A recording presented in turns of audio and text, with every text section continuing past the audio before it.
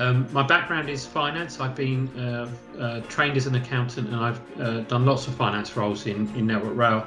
And just to briefly describe my career journey, I started my working career at Sainsbury's in their finance graduate programme. Spent 5 years there. Spent 5 years after that at Shell in their UK retail businesses. Again, all finance roles, and then came to Network Rail in 2003. I actually left Network Rail in 2003 to go and run a small business for 2 years, which was actually selling chickens for those 2 years on a pretty big scale. Unfortunately, the business failed in 2007, at which point I decided to come back to Network Rail, partly because there was a really good link between my own personal values and those of Network Rail. And since then, I've done a number of finance roles, culminating in being the finance director in infrastructure projects. So quite focused on the finance field, but quite varied experience of different industries and different parts of Network Rail. And then a final change to something quite different, which was the Chief of Staff role, which isn't a finance role, but clearly uses some of that background. Yeah, what were my personal challenges? Well, I grew up thinking that leadership and what leaders were quite a narrow band of people. I truly believe that you were either born to be a leader or you weren't born to be a leader. But what my journey has really taught me is that you can learn to become a leader, that actually those traits that I would have associated with good leadership or are required traits of leadership when I was perhaps in my formative years weren't true. Indeed, that some of those traits were damaging. So I used to think that you had to be a very hard individual, that you had to be the kind of person who thumped tables and shouted at people and got your way by bulldozing people. I used to think those were the traits of leaders, and therefore I'd consigned myself to not being a leader. And over time, what I've learned, as I've said, is that's not true.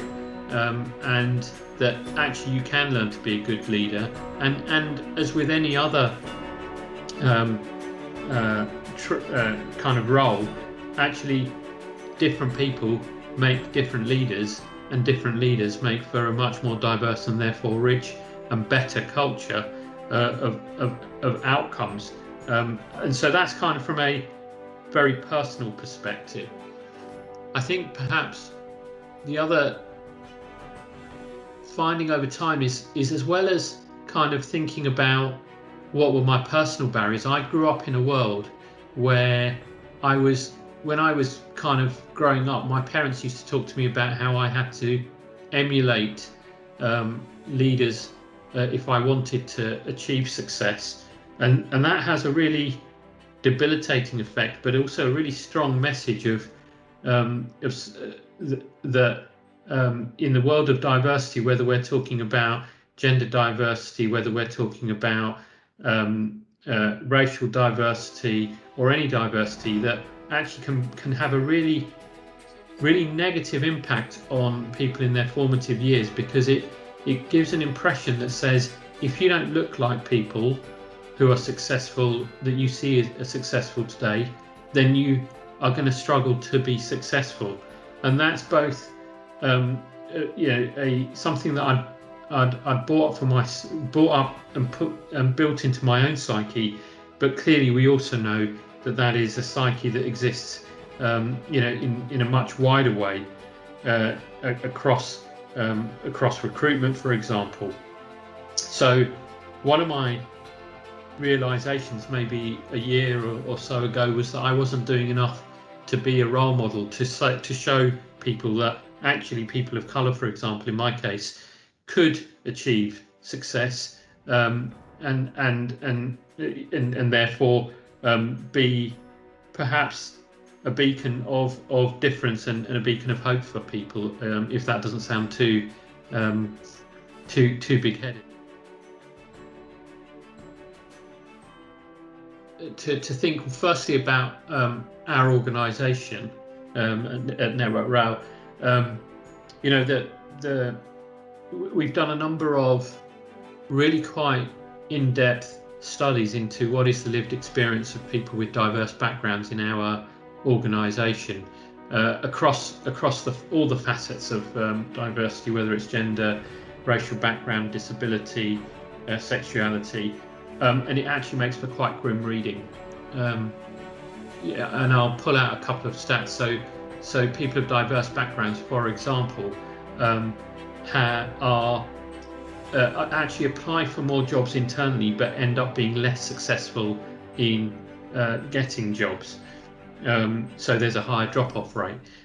People who, in terms of performance reviews, there is a differential in performance review outcomes for people of diverse backgrounds compared to non-diverse, and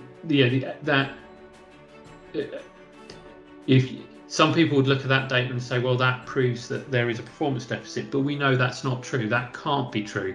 So, the journey for as I've begun to look at that is this is a question of justice. What is a justifiable treatment of people? One of the really strong changes that I've had, a change of heart I've had, is I used to talk about why businesses should embrace diversity because there was a business case for it. And actually I've started to come away from that thought in a very strong way, because it implies that if there wasn't a business case, it would be okay to treat people differently, and it's not okay. I was involved in a panel discussion with some external organisations, and one of the ladies on the panel said, if this was about business cases, then actually there's a very strong business case for slavery. That does not make it right, and is clearly not an acceptable behaviour. So, one of my crusades over the last year has to be to take us away from talking about the reason for diversity is because it delivers better business outcomes. We know it does. We know that's true, but that's not the reason to attack a lack of diversity, because it implies there's a choice, and there is no choice.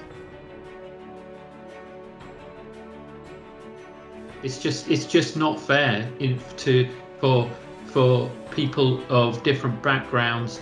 So if we look at women in engineering, it's just not fair that women do not get as equal a chance in opportunities, and therefore when you then take that to the next level, that means that we do need to invest more time and effort into working harder to promote people of diverse backgrounds, this concept of equity, because ultimately what we want to all achieve is equality, and what my key message here is that the reason for equality and that we all strive for equality shouldn't be because somebody says that there's a better business outcome. It should be because that is a fair and just way for society to be. And in order to achieve that equality, that means that we're going to have to invest more in promoting ideas and issues to people from diverse backgrounds to overcome that natural or that what we know to be biases that exist in society. So, for example, the investments we put into targeting girls who are in their formative years, that STEM is a real opportunity for them, is a good example of that investment in equity to redress the balance. And one of the things I'd really encourage is we are beginning to use our staff networks in a slightly different way.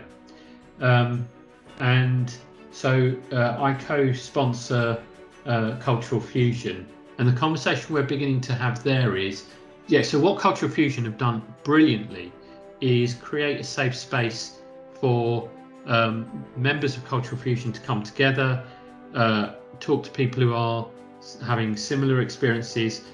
What we are now talking about is, how does Cultural Fusion really help us do a couple of things? One, be a voice for people of diverse backgrounds, in that case in terms of ethnic backgrounds, but you'll know that there are staff networks for all of the protected characteristics. How do you really help us uncover the true voice of what's going on? So as part of the surveys last year, there were a series of listening exercises, and those were the most powerful because it talked about people's real life experiences. What we've also discovered through a combination of work in the staff networks and that is that there is still a factor that is preventing people being honest about their experiences. And one of the benefits of reverse mentoring is in a very safe space, it's allowed some very specific conversations to happen. But those are very, that's great for individual isolated conversations, but it's difficult to build the picture. And one of the things that we're trying to do with through our staff networks is create a mouthpiece for our communities to really repeat back to us what they see as the issues, and also to share in the objectives that ELT have got, and hold ELT to account for delivery of those objectives. So I think we have a platform through the staff networks to create that in a stronger way, and really need the help of those staff networks in doing that, so that we can really create that two-way dialogue. The evidence says that there must be barriers, and absolutely those barriers are there. We know, for example, in our recruitment processes, not because people have deliberately designed those barriers in there, but they are there. We know that. So if you go back to one of the stats I quoted, so we know that that people of diverse backgrounds apply for more roles, but somehow through our recruitment processes, they aren't as successful as people who are the archetypal white middle-aged man. And so Pauline Holroyd, for example, our HR director, is leading something called a system intervention to really understand the root cause of why does that happen? What are the processes? What stands in the way of that happening? And her counsel is very wise counsel, which is it's really easy to jump to the conclusions of, let's just do blind CVs and that will solve the problem. And the issue with that can be actually, until you really understand what those barriers are, you can do lots of activity that doesn't resolve that. One of the things we've committed to do as ELT next year is that there is a maturity index on race, for example, which is an independent organisation that has described a large number of facets of organisations that if these facets are present, you are more likely to have fair recruitment processes, for example, as well as lots of other processes. And what we've in our rating last year, we only got a score of 2 for that, 2 out of 4. It goes from 2 to 4, and it breaks it down into a number of areas. And what we have taken on as an objective, as an ELT, as a consistent objective across the organisation, is that it is our desire to achieve a maturity level 4 on that by the end of this financial year. That's a pretty big step to go from kind of 50% to 100%. We don't underestimate the challenge that creates for us as an organisation, but we are committed to take that challenge on. Another example is that every member of the ELT has taken on a reverse mentor to really understand firsthand what the lived experience is for people of minority backgrounds. And in many cases, they have deliberately asked to be mentored by people who are from more than one diverse background. So many of them, for example, have asked for people who are women of ethnic minorities to understand what's the combined impact that has on people in our organisation. My own reverse mentor is a lady who has quite severe hidden disabilities, because that's an area I really don't understand well.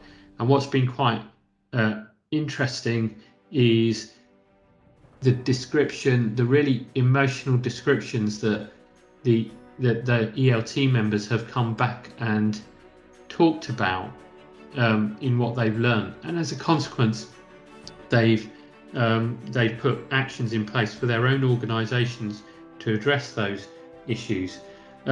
So yeah, lots of individual things, but it's not going to turn around tomorrow. It's going to take a journey. What I can absolutely attest to is the real commitment I see from ELT, which perhaps by their own admission before last year's events was perhaps not as strong, and I'd like to think part of that has been my role at ELT, because now I'm a member of ELT, I've really brought this story to them and made it live.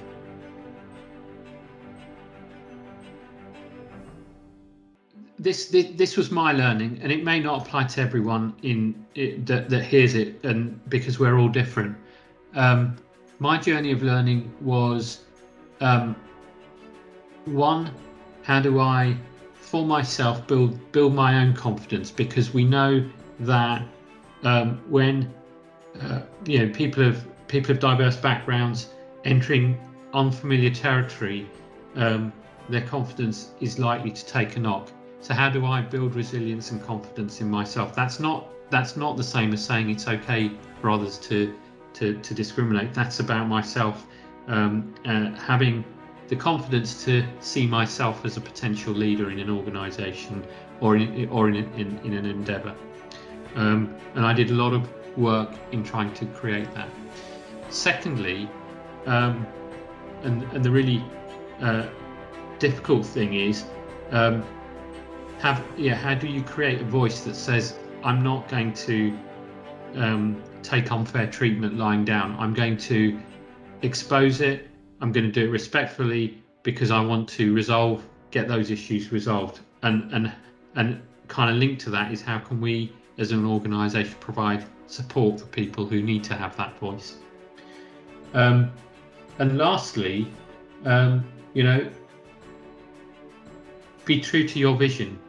Have that determination that says, if your goal is to be Chief Engineer of Network Rail, then that's what you continue to strive for. And it's easy to let others take that dream away from you, but try your hardest not to let anyone else take that dream for you. If you decide for yourself, for reasons that are good, that that's no longer where you want to go, that's fine, but let that be your choice. Don't allow anyone else to make that choice for you.